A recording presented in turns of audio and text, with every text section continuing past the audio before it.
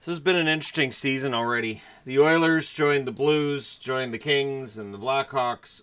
These four teams have gotten rid of their coaches already, which means that we can start looking at who else might end up being in trouble. So I went through and I came up with 8 that it's possible.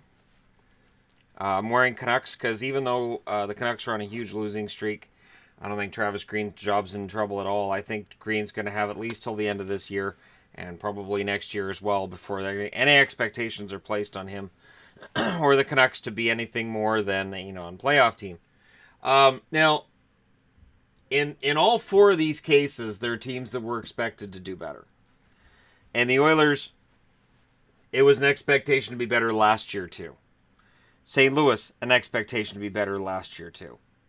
So for these 4 teams, really, these 2 were the ones that were probably overdue. These 2 were right about on time when the change was made. And I understand there are a lot of people who say, well, Quenneville's not the problem. There was a lot of problems with Chicago. Now, if I'm going to nominate who I think is most likely, I have to acknowledge a couple of things here. First, New Jersey got off to a fantastic start, and then they kind of fell apart after that. I don't know how much trouble their coach is in. I don't know whether Ray Shiro's looking at it right now and saying, okay, we should be in the playoffs.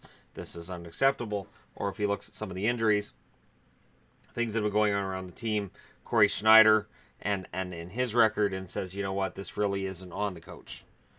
But for me, I don't think New Jersey's the headliner.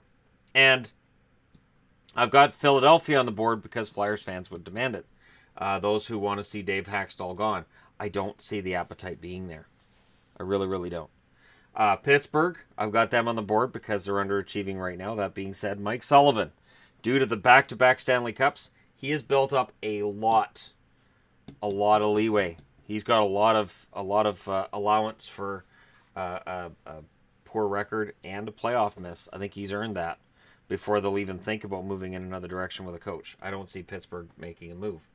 Vegas, based on last season, there's no problem for Gerard Gallant. Vegas is on the board because they were Stanley Cup finalists last year, and this year they look like an expansion team. Detroit, I've got Detroit on the board because Blashill's a guy that often gets mentioned when I talk about who should or shouldn't be fired. The thing is, Detroit's been 8-2 in their last 10. Based on that, his job's safe right now. Ottawa's on the board because, you know what? I could see Eugene Melnyk at the end of this season, should they not make the playoffs, saying that they should make a change behind the bench. But that being said, I don't see it happening during the season. Unless Ottawa completely falls off the rails over the next few weeks. I've got San Jose on the board because even though they're one of the top teams in the Pacific, they have underachieved. They have been underwhelming this year. And there's got to be a lot of pressure on Peter DeBoer to turn things around in San Jose.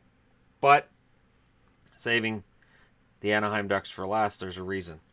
I'm surprised Randy Carlyle has survived longer than all 4 of these guys. And if I honestly had to make a guess, I would say that Anaheim is most likely to get rid of their coach next. Philadelphia, if they went on a nice long losing streak, which they do usually about once a year, I could see it happening. Other than that, I don't see any other coaches as not being safe. You guys can let me know in the comment section below if you think that there's a team that I don't have on the board that should be. And remember, I'm trying to include teams here that we're supposed to be getting better, teams that were supposed to be in the playoffs that aren't, that kind of thing. I'm not worried about a team like Arizona that looks like they're probably not going to make it. I'm not worried about Florida either. I don't think Bob Bugner's job's in any kind of trouble whatsoever. But I think that for Anaheim and for Philly, I think there's been an expectation that they would improve. What may save Hextall as well, look how many goaltenders they've gone through.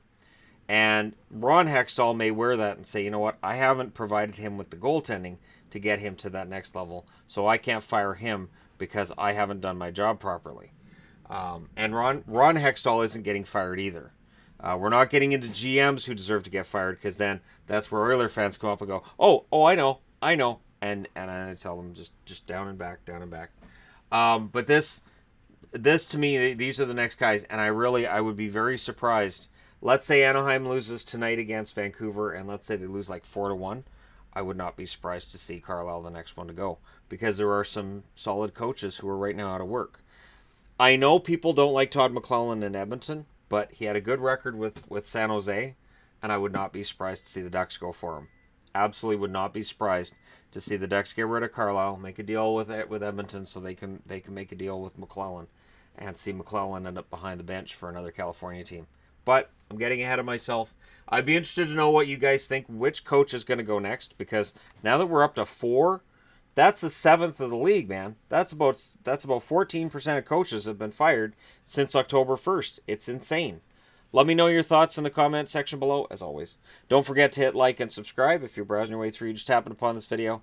Thank you guys so much for watching. I'll talk to you again soon.